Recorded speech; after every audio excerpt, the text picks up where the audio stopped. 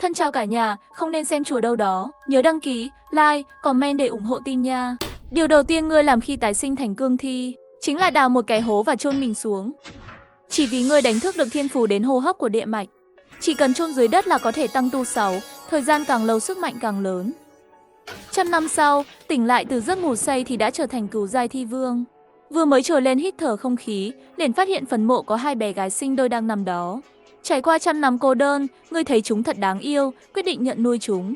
Nhưng ngươi không biết là một trong 2 đứa trẻ chính là nữ đế nữ hoàng của loài người. Đứa trẻ còn lại là quỷ đế của ma quỷ. Kiếp trước 2 người giao chiến 9981 ngày, cuối cùng thì cùng chết. Không ngờ kiếp này lại đầu thai thành chị em sinh đôi. Còn bị bỏ rơi trong nghĩa địa, xung quanh toàn là u hồn và thi quỷ. Ngươi từ từ ôm chúng lên. Dạ Minh Nguyệt cảm thấy mình sắp trở thành món ăn, sợ tới mức nhắm chặt mắt lại. Nhưng nó liền phát hiện ra vị vương giả cương thi này không hề ăn thịt nó. Mở mắt ra liền nhìn thấy ngươi đang cười với mình. Lúc này, Tiêu Nhược Tịch mãi vẫn không thấy mình bị ăn thịt. Cũng không nghe thấy tiếng la hét của Dạ Minh Nguyệt mới mở mắt ra. Cả 2 người mới ý thức được rằng vị cương thi trước mắt có khả năng thức tỉnh ký ức trước khi chết. Coi 2 người như con của ngươi. Chúng ta vậy mà lại có một ông bố cương thi. Bế chúng lên ngươi liền phát hiện ra chúng không hề quấy khóc. Ngược lại, đôi mắt to tròn còn nhìn chằm chằm, trong lòng có chút xem ra chúng ta thật sự có duyên nha.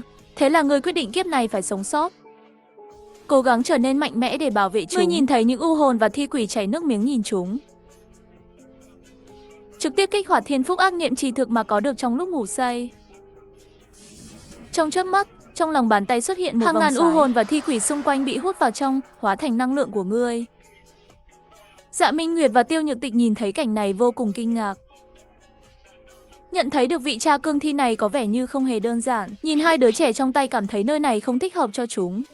Cần tìm một nơi để ăn với ở. Ngươi đạp mạnh dưới chân, thân hình như đạn pháo bay lên trời. Sau đó sử dụng linh giáp ẩn hành bảo vệ cả 3 trong đó. Ngăn cách toàn bộ cảm nhận và dao động năng lượng từ bên ngoài. Đồng thời có khả năng phòng ngự nhất định. Tiếp theo thi triển Đặng Vân Giá Vụ, bay thẳng lên độ cao hàng vạn mét. Dạ Minh Nguyệt trợn tròn mắt, cảm thấy không thể tin được. Thông thường cương thi bước vào vương cấp, cùng lắm chỉ có thể thức tỉnh một loại, vậy mà hắn thành thạo đến 3 loại thiên phú. Nếu hắn có thể giúp ta sống, đợi tới khi ta khôi phục lại sẽ cho hắn làm đại tướng quân đầu tiên của ta. Nhưng Tiêu Nhược Tịch cảm thấy Dạ Minh Nguyệt không phải đối thủ của ngươi. Ngươi ôm chúng, bay vút trên bầu trời với tốc độ cực nhanh. Mục tiêu rõ ràng chính là thành phố Bạch Long cách đó 10 dặm. Suy nghĩ của ngươi rất đơn giản, quỷ dị đã xâm chiếm hàng trăm năm rồi. Tìm bên ngoài căn bản là không có khả năng, cướp trong thành phố vẫn là dễ nhất. Nếu như vẫn không cướp được, vậy thì bắt một người phụ nữ về cho chúng bú sữa. Rất nhanh đã tới thành phố Bạch Long, đèn trong đèn này không phải để chiếu sáng, mà là để xua đuổi ma quỷ. Quỷ dị đã xâm chiếm hàng trăm năm, hệ thống siêu năng lực của con người đã rất hoàn thiện. Ngự quỷ già là một nhóm chuyên đối phó với u quỷ. Mỗi đêm họ thông qua ánh đèn sáng trên đường phố, bảo vệ an toàn cho mọi người. Ngươi dựa vào linh giáp ẩn hành phiêu bạt trên bầu trời thành phố Bạch Long. Sức mạnh tinh thần giải phóng, nhận thức được những sinh vật bên dưới. Rất nhanh liền tìm được một gia đình. Gia đình này sống trong một căn biệt thự đơn lập. Trong nhà chỉ có một người mẹ mới sinh và con của cô ấy. Ngươi đáp xuống sân nhà, mở rộng linh giáp ẩn hành, bao phủ toàn bộ biệt thự. Bước đến cửa dùng vũ lực phá cửa. Người phụ nữ trong nhà nhìn người một cái suýt chút nữa bị dọa chết. Là một võ giả cấp cửu linh, là Ký Giao lập tức nhận ra đây là vương giả cương thi. Cô ấy mới sinh xong không lâu, mà phải đối mặt với vị vương giả cương thi liền biết rằng chẳng còn hy vọng thắng lợi nào. Trong phút chốc cô đẩy chiếc nôi mà con mình đang nằm vào bên tường, cầm lấy thanh kiếm cách đó không xa, xông về phía vương giả cương thi kia, nhưng lại nghe thấy vương giả cương thi mở miệng nói chuyện. Lấy cho ta sữa bột. Lạc Ký Giao sửng sốt, không chắc chắn hỏi lại ngươi. Ngươi muốn sữa bột? Nghe thấy lời của Lạc Ký Giao, ngươi gật đầu. Lạc Ký Giao cạn lời nhìn ngươi. Ôi trời, ai mà hiểu nổi vị vương giả cương thi này nửa đêm lại qua nhà ta phá cửa chỉ vì cương thi không thể nói chuyện. Cho dù có trở thành vương giả cương thi cũng khó mà nói chuyện bình thường được. Ngươi phát ra âm thanh bằng cách điều khiển khí lưu của mây mù, năng lực dao động của khí lưu. Lạc Ký Giao nhìn đứa trẻ trong lòng ngươi, đưa cho ngươi bình sữa.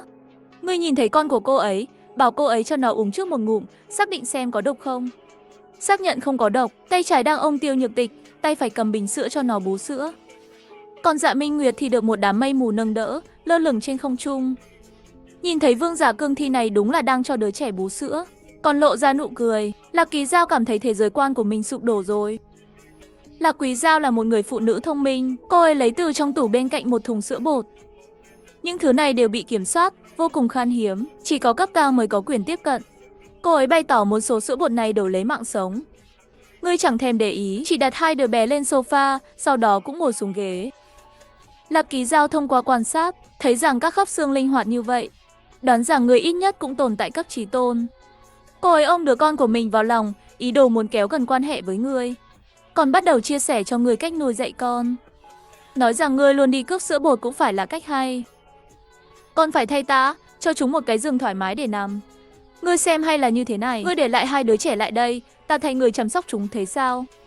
Lời này vừa mới nói ra, trong chốc lát, sát khí bốc lên. Lạc Kỳ Dao cảm giác mình bị một luồng sát khí lạnh lẽo bao vây, phút chốc cả người như rơi vào hầm băng. Ngươi tưởng rằng cô ấy muốn lấy con của ngươi đi. Lạc Kỳ Dao lập tức cầu xin tha thứ. Ngài cần gì tôi đều sẽ chuẩn bị tốt cho ngài. Xin hãy tha thứ cho sự mạo phạm của tôi. Trong lòng cô ta biết ngươi coi hai đứa trẻ này như con của mình. Nếu mình còn cố tình can thiệp, thì phải chịu cơ thịnh nộ của vị vương giả cương thi này. Ngươi thu hồi áp lực bắt đầu chất vấn. Bố của con ngươi ở đâu? Năng lực là gì? Trải qua chuyện vừa rồi, Lạc Kỳ Dao không dám giấu giếm điều gì. Cô ta nói một lượt về việc phân chia năng lực. Chồng của cô ta, Bạch Thần, cấp vương hạng nhất của cấp bậc 2, vẫn còn cách xa so với cấp vương của cấp 9 đỉnh cao của ngươi. Sau khi nghe xong thông tin này, trong lòng ngươi liền tính toán. Ta có linh giáp ẩn hành, không lo bị bại lộ. Hơn nữa, ngươi còn có con gái của họ trong tay, họ sẽ không dám làm loạn gì. Còn thuận tiện tìm được một bảo mẫu miễn phí, tội gì không làm. Nghĩ tới đây, ngươi nhìn về phái Lạc Kỳ Dao, ta muốn ở lại đây. Nghe thấy vậy, cả người Lạc Kỳ Dao như tê liệt, không chỉ cướp sữa bột của con tôi, giờ còn muốn chiếm luôn căn nhà. Sớm biết vậy thì đã không lắm lời chỉ hắn cách nuôi con rồi. Nói không chừng hắn cũng chỉ cướp đống sữa bột đó rồi bỏ đi. Giờ thì xong rồi, tu hú chiếm tổ. Nghe thấy tiếng hét lên của Lạc Kỳ Dao, ngươi không vừa lòng hỏi sao ngươi dám đuổi ta đi. Không phải vậy, tôi chỉ lo lắng cho ngài thôi. Ở trong thành phố sẽ bị bạo lộ, mang lại rắc rối cho ngài. Ngươi nói rằng nếu như ngươi bị bạo lộ ra thì Lạc Kỳ Dao và con của cô ta đều phải chết. Cô ta thề trong sợ hãi. Tôi nhất định sẽ giữ bí mật, tuyệt đối sẽ không nói với ai về ngài. Tiêu Nhược Tịch đang ôm bình sữa trong lòng, nghe thấy những lời như vậy cũng bắt đầu lầm bầm. Vị ba cương thi này, tính tình thật sự quá tàn bạo rồi. Sau khi khôi phục lại năng lực, ta nhất định giúp hắn tìm lại được chính mình. Nhưng Dạ Minh Nguyệt lại không thấy vậy. Cảm thấy như này mới đúng. Chỉ có tạo áp lực lớn cho cô ta, thì mới bảo đảm được là không bị bạo lộ. Nói được một hồi, Dạ Minh Nguyệt liền kêu lên. Ngươi nhanh chóng bỏ bình sữa từ miệng của Tiêu Nhược Tịch đưa tới cho Dạ Minh Nguyệt. Tiêu Nhược Tịch bắt đầu chế giễu thông qua kết nối tâm trí. Là một quỷ đế của ma đạo vậy mà lại phải nuốt nước bọt của nữ đế nhân loại chứ. Nói ra cũng chẳng sợ bị chê cười đâu ha. Cả hai cãi nhau không ngừng trong kết nối tâm trí. Còn ở thế giới thực, cả hai đều kêu la khiến người cả đầu đều đau. Lạc Kỳ Dao vội vàng đem tới một bình sữa mới. Sau khi chúng uống no nê xong cũng dần chìm vào giấc ngủ. Đồng thời để Lạc Kỳ Dao nghe theo mình. Không cho phép rời khỏi tầm mắt người. Để cả ba đứa trẻ đều ngủ trên sofa. Lạc Kỳ Dao nơm nớp lo sợ ngồi bên cạnh. Còn ngươi thì ngồi sau ghế sofa, nhắm mắt tu luyện. Tới 5 rưỡi sáng, sư phụ Bạch bận rộn cả một buổi tối trở về nhà. Nhìn thấy cổng nhà bị phá hỏng, không có tiếng động nào, nhất thời sợ tới mức chảy mồ hôi lạnh. Vừa lầm bầm vừa chạy về nhà. Vào trong nhà, nhìn thấy vợ con trên sofa không biết còn sống hay chết.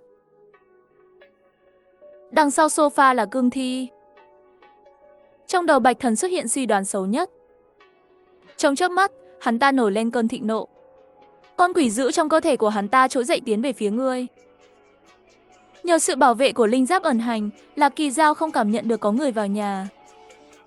Nhìn thấy người bỗng nhiên trợn to mắt, cô ta mới có phản ứng, vẫy tay với Bạch Thần. Hắn nhận ra mình hình như có hiểu nhầm gì đó rồi.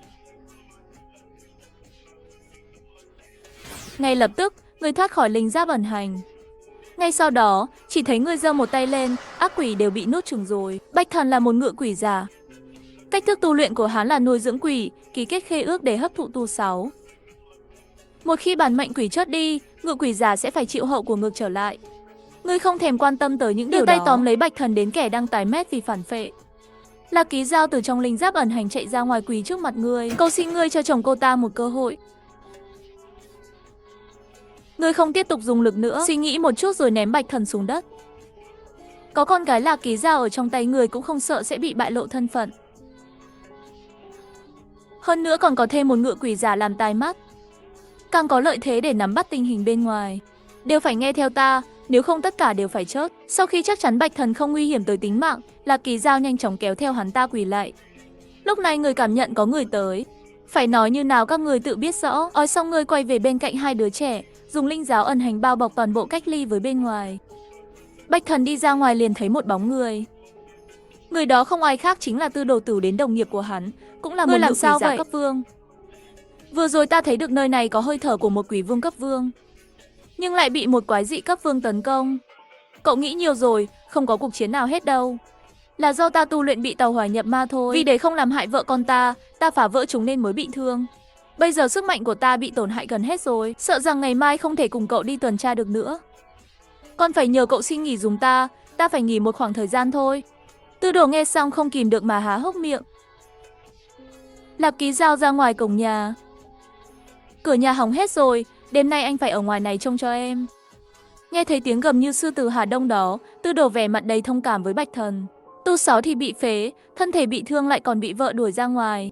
Hắn vỗ vai của Bạch Thần, nói là nếu như không ổn thì có thể tới nhà hắn nghỉ một đêm. Bạch Thần đưa tay ra ý từ chối, bày tỏ rằng cô ấy chỉ tức giận một lúc lát nữa là có thể vào nhà rồi. Lúc này lại có thêm một sứ giả bóng đêm tới.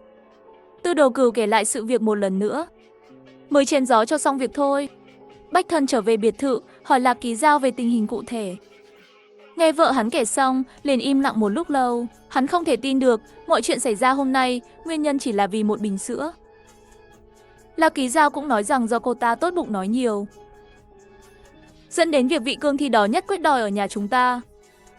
Còn nói rằng chỉ cần cho hắn những đồ cần thiết cho bọn trẻ và nghe lời hắn thì sẽ không gặp nguy hiểm gì. Đúng lúc này, một tiếng khóc vang lên, là Dạ Minh Nguyệt tè dầm rồi.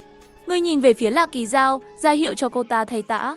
Sau khi mang đồ tới, người mới đã tè dầm rồi thì trên người cũng sẽ có mùi. Phải rửa sạch sẽ chút, càng bảo đảm vệ sinh hơn. Sau khi đặt hai đứa trẻ trong bồn tắm, ra lệnh cho Lạc Ký Dao tắm rửa cho chúng.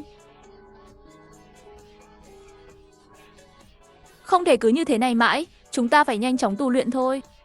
Dạ Minh Nguyệt bắt đầu xin Tiêu Nhược Tịch truyền cho mình công pháp.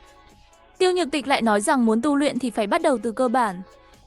Nhưng chúng vẫn chưa phát triển toàn diện, không thể nào tu luyện một cách bình thường được. Dạ Nguyệt mình có chút cam lòng hỏi, vậy thì có công pháp nào là có thể giúp cơ thể của chúng ta tăng trưởng trong thời gian ngắn không?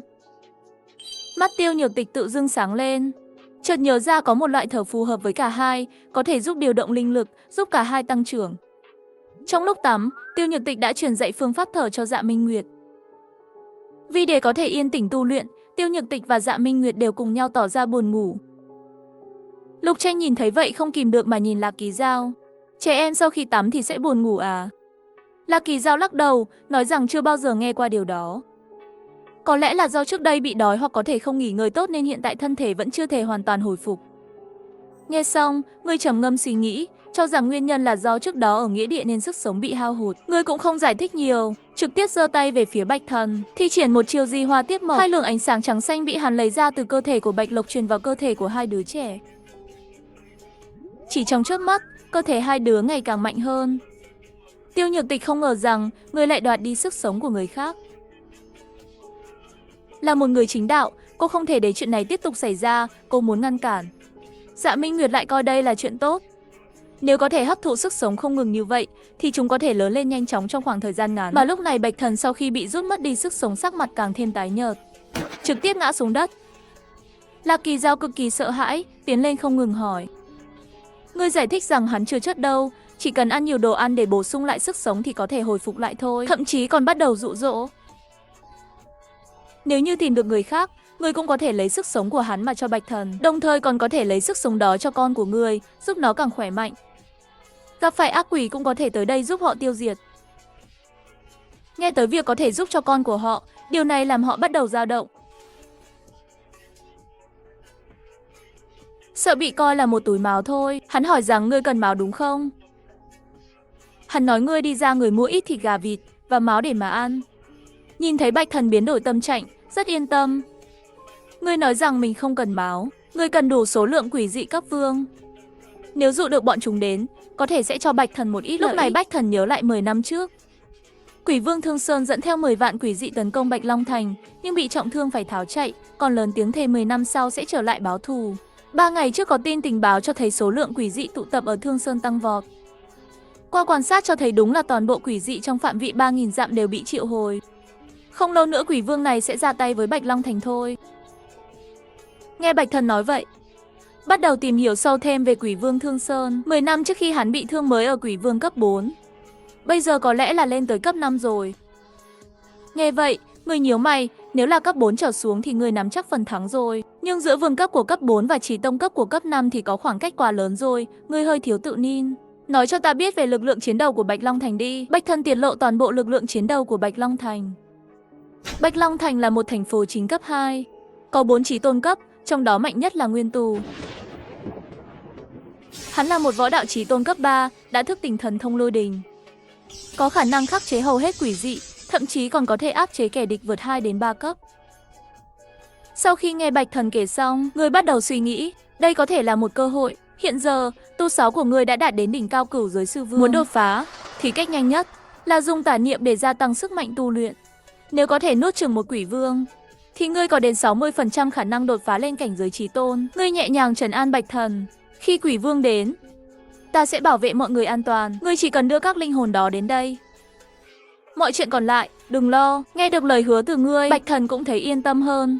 Sau đó, ngươi dặn dò cả hai người hãy đi mua thêm ít đồ dùng và quần áo cho trẻ nhỏ. Lúc này, hai đứa bé đã ổn định lại, không còn hoảng loạn. Cả hai bắt đầu giao tiếp với nhau bằng liên kết tâm linh. Dạ Minh Nguyệt bắt đầu lừa Tiêu Nhược Tịch, giả vờ muốn học một môn công pháp mới. Tiêu Nhược Tịch chỉ liếc nhìn đã nhận ra ngay đó là lời nói dối. Cô nói rằng kiếp trước người đã không có chính khí, rất người đến nay dù đã đầu thai, nhưng bản chất vẫn chẳng đổi thay. Nếu kiếp này ta là chị của ngươi, ta sẽ luôn trông chừng ngươi, ta sẽ luôn áp chế ngươi trong tù 6, để ngươi không thể làm điều xấu nữa. Thấy bị vạch trần quá dễ dàng, Dạ Minh Nguyệt không khỏi tức giận. Tiêu Nhược Tịch, người nghĩ có thể mãi áp chế ta sao? Nếu ngươi không chịu truyền công pháp, không để ta mạnh lên, thì đừng trách ta gây rắc rối cho cả hai. Đêm xuống, Dạ Minh Nguyệt bắt đầu tự mình tu luyện tà công.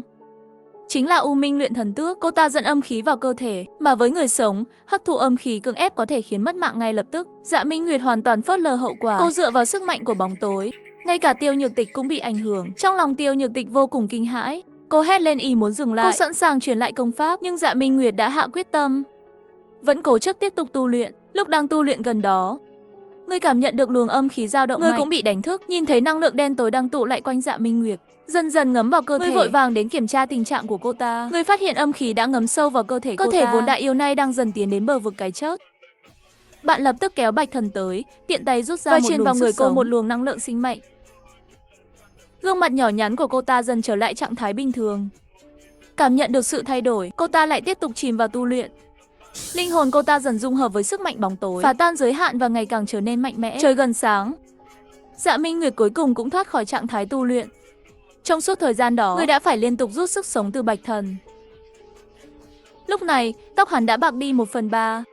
Sắc mặt tiểu tụy, trông chẳng khác gì một ông lão gần đất xa trời. Thấy dáng vẻ tiểu tụy của anh, người lo hắn sẽ gặp rắc rối nếu ra ngoài. Quanh thành Bạch Long có nơi nào tụ tập yêu thú không? Người quyết định đưa hắn ra ngoài để hấp thu sinh khí. Bạch Thành lập tức hăng hái trả lời. Phía tây bắc thành Bạch Long có núi Yến Quy. Trên đó có rất nhiều yêu thú, thậm chí còn có cả những sinh vật kỳ dị. Người ta còn đồn rằng ở sâu trong núi ẩn chứa một con ma hổ cấp chí tôn. Chuẩn bị đi, chúng ta sẽ cùng lên núi Nhạn Quy. Bạch Thần sững người một chút, sau đó cắn răng đồng ý, ngay lập tức đi tìm Lạc Ký Dao đang ngủ để bàn bạc. Lạc Ký Dao vừa tỉnh dậy, thấy ánh mắt u ám của Bạch Thần, tưởng hắn ta bị cắn và biến thành cương thi. Cô lập tức tung một cú đá bay hắn ta bay ra ngoài. Sau một hồi giải thích, Bạch Thần mới giúp cô hiểu ra mọi chuyện. Sau đó, hai người cùng lái xe rời khỏi hướng thẳng đến núi Yến Quy. Trên đường đi, người cũng không rảnh rỗi. Hắn cẩn thận kiểm tra tình trạng của hai đứa trẻ. Sau khi xem kỹ, phát hiện cả hai đứa đều đã có một số thay đổi rõ rệt. Một trong hai linh hồn dường như sinh ra đã mang theo sức mạnh bóng tối, tựa như năng lực ấy là bản năng bẩm sinh.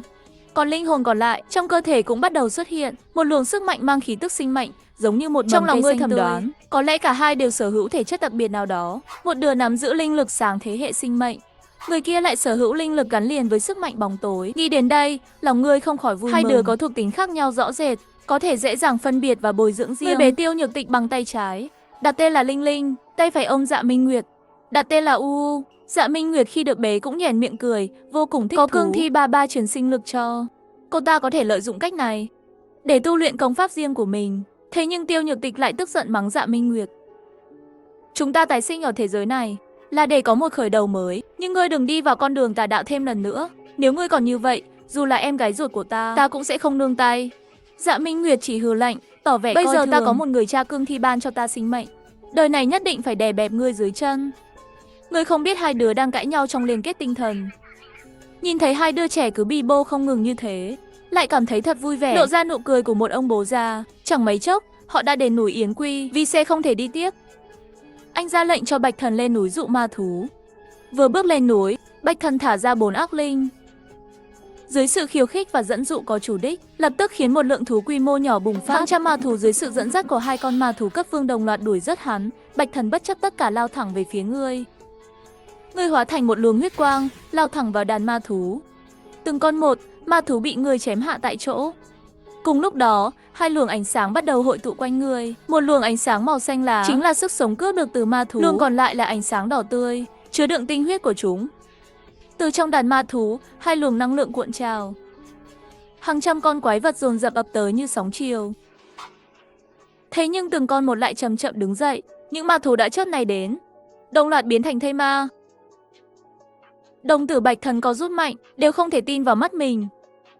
Thì ra đây là một năng lực khác của ngươi. Biển máu Sư Sơn có thể biến mọi sinh vật đã chết thành thây ma, đồng thời tụ hội máu tươi để tạo thành một không gian biển máu. Cương thi được đưa vào trong sẽ từ từ gia tăng sức mạnh. Khi thiêu đốt biển máu đến, sức mạnh bản thân có thể bộc phát tăng lên gấp ngàn lần. Ngươi lập tức ra lệnh toàn quân đại quân nhanh chóng tiến vào khu trung tâm của núi Yến Quy. Chỉ trong chớp mắt, hàng ngàn ma thú oạt tràn ra. Ngươi kéo Bạch Thần lên trên không trung truyền vào một sinh cơ. Hắn lập tức được bổ sung sức sống. Mái tóc bạc của Bạch Trần nhanh chóng chuyển lại thành đen, làn da cũng trở lại vẻ bình thường, thậm chí còn hồng hào, đầy sức sống. Cảm tạ vương giả cương thi, ngươi không thèm để ý, dù sao thì về sau cũng cần rút sức sống từ hắn mà dùng. Sau đó, ngươi ra hiệu bảo hắn chọn ra hồn ma mạnh nhất, có thể giúp hắn tăng thêm chút tu sáu. Hắn lập tức thả ra một con ác linh hùng bạo. 2 luồng ánh sáng đỏ lóe lên trong mắt ngươi, trực tiếp đánh trúng linh hồn của một con quái vật. Ngay lập tức, linh hồn vỡ ra thành nhiều mảnh nhỏ. Cho ác linh của người nuốt chửng chúng đi những mảnh vỡ đó đi. Sức mạnh tu luyện. Bạch Thần còn chưa kịp ngạc nhiên, liền lập tức cho ác linh hùng bạo của mình lao lên nuốt chửng. Sau một đợt cắn xé dữ dội, nó hoàn toàn nối chửng linh hồn kia, cuối cùng cũng thành công đột phá lên cấp vương cực lệ quỷ cấp 1. Bạch Thần lập tức quay sang nhìn người đầy vẻ nịnh nọt. Ngươi chỉ thản nhiên đáp, phần còn lại để ta lo. Lúc này, trên không trung xuất hiện một vòng xoáy màu đen. Đây chính là hiệu ứng do ác niệm chi thôn tạo thành. Cùng lúc đó, 2 luồng khí đen mang theo ma khí nồng đậm tỏa ra khắp nơi, đi vào hai mặt của ngươi. Đây chính là năng lực đặc biệt của ngươi, có thể đánh tan linh hồn mục tiêu, rồi hấp thụ linh hồn và ma khí của chúng, giúp thần niệm tăng trưởng vượt bậc. Sau đó, từng cường giả cương thi lần lượt ra đời. Hiện tại, dưới trướng của ngươi đã có một lực lượng quy mô lên tới hơn 5.000 thây ma. Ngươi dự định dùng đội quân này để đối phó với quỷ vương Thương Sơn hùng mạnh. Dù đã thu phục hàng ngàn quái vật, bạn vẫn chưa hài lòng, tiếp tục lệnh cho binh đoàn tiến sâu vào núi. Tuy nhiên, chẳng bao lâu sau khi tiến vào sâu trong núi Yến Quy, từng tiếng gầm ghê rợn vang lên. Bạch Thần nghe thấy âm thanh đó thì lập tức run rẩy, miệng há hốc. Vương giả cương thi, có lẽ tin đồn về ma hổ chí tôn là thật rồi. Chúng ta mau rút thôi. Chỉ qua tiếng hổ gầm vừa rồi, bạn đã có thể phán đoán rằng nó chỉ là bậc 2 cấp chí tôn mà thôi. Rút lui đi, chuyện tiếp theo, giao cho ta. Vừa dứt lời đến, một con quái vật khổng lồ dài hơn 100 mét đột nhiên nhảy ra. Bộ lông vàng nâu dày đặc, đôi mắt đỏ rực, toàn thân phát ra ánh sáng đỏ thẫm như máu. Ánh mắt nó cứ nhìn chằm chằm ngươi không rời. Một con cương thi mà cũng chạy đến khu vực của bản tôn ta, chính là tìm đường chết. Tất cả những sinh vật đến nơi uy nghiêm này đều có thể trò chuyện. Thấy con hổ hoàng kiêu ngạo như thế, ngươi chỉ biết cười khinh miệt, nói rằng nó sẽ phải trở thành thuộc hạ của ngươi. Thấy thái độ khinh bỉ của ngươi, con hổ hoàng hoàn toàn nổi giận, nó phát ra một tiếng kêu. Sau đó, nó chạy thẳng về phía ngươi. Ngươi không nháy mắt, 2 ánh sáng trong mắt ngươi nhắm thẳng vào linh hồn của hổ hoàng. Ngay sau một tiếng gầm, hổ hoàng chiến đấu một cách tuyệt vọng. Trong khoảnh khắc tiếp theo, biển máu nuốt chửng nó. Hổ hoàng chống cự, máu rỉ ra từ vết thương. Ngươi xé toạc một vết thương trên lưng hổ hoàng. Chốt tiệt, ta nhất định sẽ xé vụn ngươi ra. Nó hét lên, nhưng nhận ra rằng nó không thể thoát khỏi biển máu. Ngay cả ma khí cũng đang nhanh chóng biến mất. Đây là tác dụng của năng lực chữa trị yếu ớt của ngươi. Trong phản xáo này, mọi hành động đều bị hạn chế và năng lượng trong cơ thể người liên tục bị rút cạn. Hồ Hoàng vẫn tiếp tục chống cự, người cũng không ngừng lại, liên tục tạo vết thương trên thân nó. Chỉ sau vài hơi thở, nó bắt đầu thoi thóp. Người cắt đứt cổ Hồ Hoàng và kết liễu nó. Nó hoàn toàn chìm trong biển máu. Một lượng lớn âm sát chi khí cuồn cuộn hội tụ lại. Kèm theo tiếng gầm vang, Giang Tư Hồ Hoàng mất máu quá nhiều, sức chiến đấu của nó yếu đi rất nhiều. Nhưng nó vẫn là các chí tôn. Sau đó, người giơ tay, toàn bộ chìm trong biển máu. Người quay đầu, vẫy tay với Bạch Thần, trở về thành phố. Quay lại xe, Lạc Kỳ Dao nhìn vào mắt người. Sợ hãi hiện rõ trong mắt cô ta. Vị cương thi này, nếu có thể giơ tay liền tiêu diệt hàng ngàn ma thú, thì sức chiến đấu của ngài thật quá kinh khủng. Trên đường trở về, người đã tặng riêng hai đứa bé mỗi người một vòng sinh cơ, bao gồm cả Lạc Quý Dao và con gái cô ta. Cảm nhận được sự thay đổi trong cơ thể, Lạc Quý Dao thành tâm cảm ơn người. Gia đình họ giờ đây đều nhận được lợi ích. Họ cũng không còn ý định muốn người đi nữa. Ngược lại, bắt đầu nghĩ đến cách nhận thêm lợi ích từ người. Lạc Quý Dao nhìn con gái mình, cắn răng nói với người, thưa ngài, bảo bối nhà tôi cũng là con gái. Hay là để ba đứa nhỏ sống cùng nhau. Như vậy tôi cũng có thể tiện chăm sóc chúng hơn. Nghe xong người cũng gật đầu đồng ý. Một bóng hình lao đến, nhanh như chớp từ phía xa. Nguyên Tu trên núi vốn dĩ biết nơi đây có Hồ Hoàng, nhưng vẫn không làm gì, anh ta tạm thời gác lại chuyện đó. Nhưng nghe thấy tiếng hổ gầm thứ hai vừa rồi buộc anh phải đến xem. Vì đó không phải tiếng gầm của yêu quái, mà là tiếng gầm của một cương thi. Khi đến núi Yến Quy, anh ta phát hiện không còn dấu vết nào của cương thi chí tôn. Sau khi kiểm tra kỹ lưỡng, anh phát hiện rất nhiều ma thú trên núi đã biến mất. Anh ta lập tức đoán được đến Hồ Hoàng hẳn đã bị biến thành cương thi, và sau đó bị đưa đi. Sắc mặt anh ta trở nên nặng nề. Ngay lập tức quay về Bạch Long Thành, triệu tập cuộc họp khẩn. 4 vị chí tôn đều có mặt, cùng nhau phân tích tình hình. Quỷ Thương Sơn đang tập hợp một lượng lớn quỷ dị để chuẩn bị tấn công Bạch Long Thành. Tôi nghi ngờ rằng hắn còn mời một cương thi chí tôn đến trợ giúp. Với sức chiến đấu hiện tại của Bạch Long Thành, chúng ta không chắc có thể đối phó được. Nhất định phải mời cao thủ từ Thiên Vân Thành đến hỗ trợ. Một cao thủ võ đạo thực thụ đến tiếp viện. 3 người còn lại đều đồng ý, lập tức gửi cầu cứu đến Thiên Vân Thành. Lúc này tại biệt thự, Tiêu Nhược Tịch đang nằm trong lòng người uống sữa. Cô ấy cảm nhận được sự quan tâm từ người và vô thức say giấc. Dạ Minh Nguyệt thì lại vô cùng giận Tiêu Nhược Tịch. Cô uống quá nhiều rồi, đến lượt ta. Muội muội đừng lo, ta mới uống một nửa thôi, mau nhường chỗ cho ta. Chị Tề Dầm còn tranh làm chị à? Người mới là em gái. Tiếng cãi nhau vang lên, phá tan không khí yên tĩnh. Tiêu Nhược Tịch, tôi chiến với cô. Ngươi nhìn thấy Minh Nguyệt nước mắt ròng ròng, tưởng con bé đói rồi, vội vàng bế bé lên, nhét bình sữa vào miệng, một tay ôm mỗi bé. Hai đứa bé vừa bú sữa vừa cười khúc khích. Người mới thở phào nhẹ nhõm. Sau khi hai đứa bé uống no, lại thi nhau chìm vào giấc ngủ.